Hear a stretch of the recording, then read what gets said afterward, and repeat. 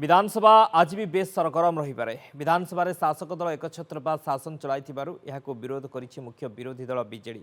सेपरि कांग्रेस 14 जन विधायकों को निलंबन करिबा परे शासक दल को टार्गेट करिछि हाथ। कांग्रेस विधायक माने विधानसभा परिसर भितर को जीवाकू उद्यम करिपारंती। बिना विरोधी दल रे शासक दल गृह चलाउछि। यह गणतंत्र हत्या बोली विरोधी अभियोग करी बाचस्पति को घेरी। बाचस्पति विवृत्ति पर भी मुख्य विरोधी बीजेडी अभियोग करिछि जे बाचस्पति विवृत्ति एकपाखिया, गृह को एकपाखिया भावे चलाउछन्ति। सेपटे आज जलसंपद राजस्व विपर्यय परिचालना इस्पात खनि योजना और संयोजन वाणिज्य सूचना और लोकसंपर्क एवं परिवहन विभाग प्रश्नकाल रही।